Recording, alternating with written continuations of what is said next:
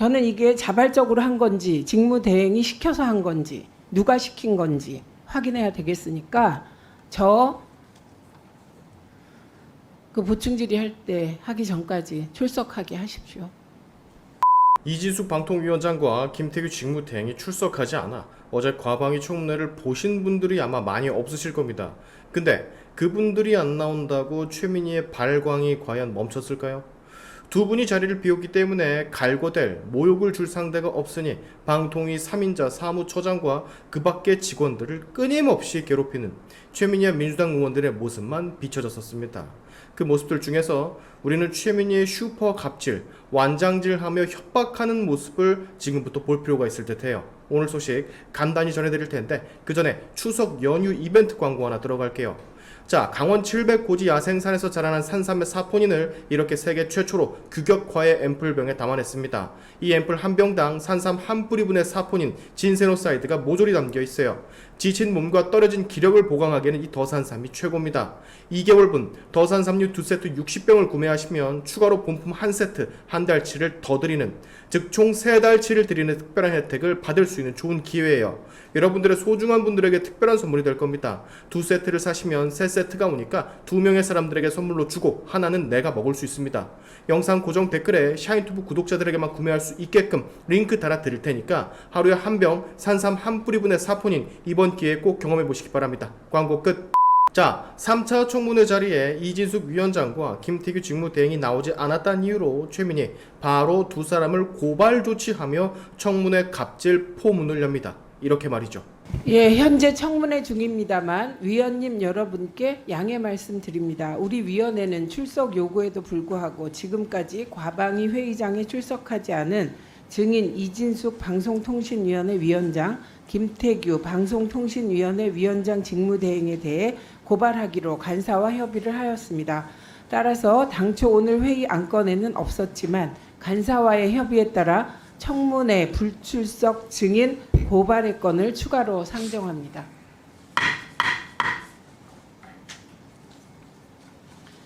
이 안건은 정당한 이유 없이 우리 위원회의 청문회에 불출석한 증인 이진숙 위원장, 김태규 직무대행을 국회에서의 증언, 감정 등에 관한 법률 제12조 및 제15조에 따라 불출석 등의 죄로 고발하고자 하는 것입니다. 배부해드린 바와 같이 청문회 불출석 증인 고발의 건을 의결하고자 합니다. 이의 없으십니까? 예, 이의가 없으시므로 가결되었음을 선포합니다.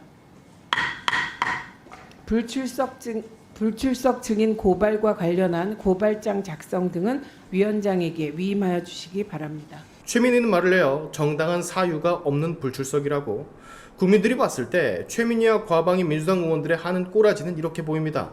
일진 놈들이 죄 없는 학생들 끊임없이 때리고 모욕 주고 몇 날 며칠을 괴롭히다가 더는 버티지 못해 학교를 나갈 수 없게 된 것을 가지고 너 안 나오면 결석이야. 결석하는 거니까 선생님한테 이를 거야. 라고 하는 것과 지금 똑같아요. 본인들의 갑질과 모욕, 고문은 생각하지도 못한 채 버티고 버티다가 이젠 도저히 못 나가겠다 선언을 한 것뿐인데 그걸 가지고 또 꼬투리 잡아. 그래? 너 안 나와? 그러면 고발. 야 고르지? 지금 이러고 있는 거거든요. 아마 최민희가 저렇게 분노질을 해대는 이유는 김태규 직무대행의 사또 재판 발언 때문이 가장 큰 것으로 보여집니다. 이례적으로 그 발언이 있은 후 국회 소통관까지 빌려 기자회견으로서 반박하는 모습을 취했거든요. 열이 상당히 받아 있다는 얘기입니다. 국회의원인데 방통위 부위원장이 했던 말에 발끈해서 긁혀서 저렇게 기자회견까지 연 걸 보면 최민희의 갑질은 여기서 끝나지 않았습니다. 방통위 직원들이 너무 힘들게 일하고 있다라는 공문 형식의 문서를 국힘당과 언론사에 제보했다라는 이유로 그 해당 방통위 직원 지금 빨리 내가 정한 시간 전까지 이 청문회 자리에 세우라는 거의 반협박질을 방통위 사무처장에게 하는 모습도 연출이 됐었습니다. 이러니까 사또 얘기가 나오는 거예요. 내가 정한 시간까지 그 사람 청문회 자리에 안 세우면 각오하라는 협박을 그냥 대놓고 최민희가 시전하고 있어요. 불러서 면박 주고 모욕 주고 메타작 갈고대려고. 최민희는 말을 합니다. 방통위 직원들이 힘들다라는 그 공문에 니네가 왜 힘드냐고. 방통위는 이렇게 청문회에 나와서 아무런 답도 안 하고 답을 할 수 없다라는 말만 해대고 있는데 니들이 준비할 게 뭐가 있어서 그렇게 힘드냐고.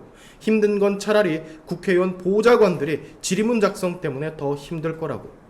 저는 이 얘기를 딱 듣고 한 생각, 그래도 보좌관 힘든 줄은 아네.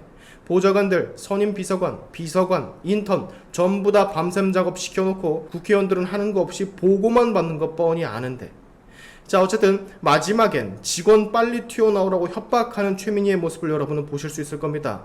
언제 이 폭주가 멈출지는 모르겠습니다만 이래서 공무원들이 참 많이 힘이 들겠구나 라는 생각을 이번 기회에 하게 됐습니다. 지금부터 최민희의 슈퍼 갑질 영상 같이 보고 가시죠. 혁신기획 담당관이 국민의힘 쪽에 보낸 문건이 탄원서도 아니고 공문도 아니다, 이런 입장이신 거죠? 네, 그렇습니다. 근데 이게 특정 언론에, 이게 어디였나요? TV조선이었나요? 조선일보였나요? TV조선이었나요? TV조선에도 이 혁신기획 담당관이 같이 문건을 준 건가요? 모르시겠죠? 그거는 모르겠는데. 그래서 본인이 예. 나와야 되는 거예요. 얼버무리고 넘어갈 수가 없죠. 왜냐하면 이 사안은 그냥 넘어갈 수가 없는 사안이죠.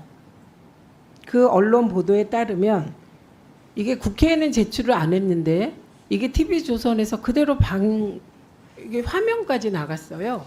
예, 그 화면 내용에 보면 방통위 사무처 직원들이 여름 휴가는커녕 주말에 나와 이 더운 날씨에 에어컨도 안 나오는 사무실에서 고생하고 있는 상황이 안타깝다. 뭐 이렇게 써놨네요.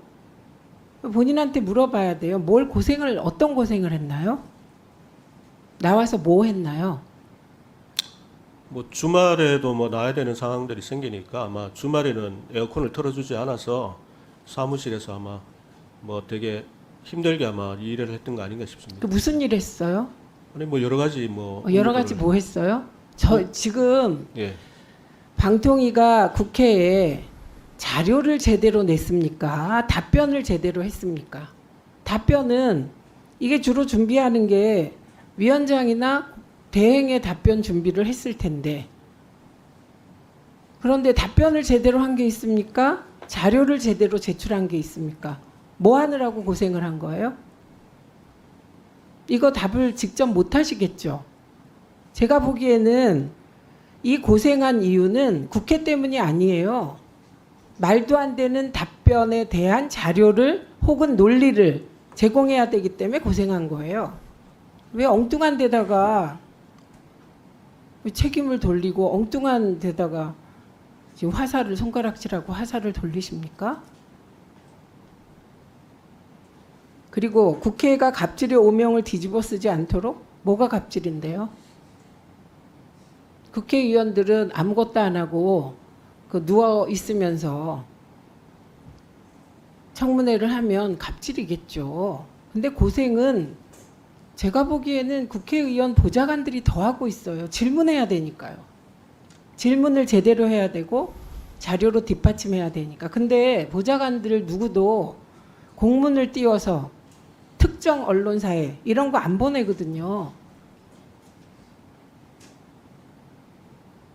법을 만드는 입법기관이 이래서는 안 된다? 입법기관이 법만 만드나요? 청문회는 국회가 하는 고유의 권한이에요. 국회가 제대로 일하겠다고 하는데 방통위 직원이 지금 이 자리에도 안 나오고 있고, 이게 뭐 하는 겁니까? 대통령이 야당을 반국가 세력으로 지목하고 암약했다고 하고 전 국민이 항전하라고 하니까 이런 식으로 항전하는 겁니까?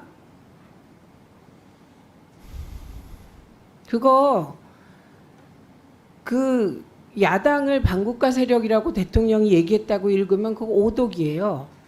왜냐하면 대통령의 표현은 반국가 세력이 암약한다 그랬어요. 암약. 저희는 암약하지 않습니다. 지금 이 방송도 전 국민이 볼 수 있거든요. 그러니까 그 과장이 그랬다면 오독이에요. 오독. 그러니까 저 추가 질의할 때까지 나오게 하세요. 그리고 이분이 나이가 몇 살입니까? 77년생이라고 들었는데 그걸 왜 사무처장이 대신 유감 표명을 합니까? 국민의힘의 스스로의 판단으로 공문인지 탄원서인지 정체가 불분명한 문건을 통하여 이런 호소를 한 거잖아요. 호소. 저는 이게 자발적으로 한 건지 직무대행이 시켜서 한 건지 누가 시킨 건지 확인해야 되겠으니까 그 보충 질의할 때 하기 전까지 출석하게 하십시오.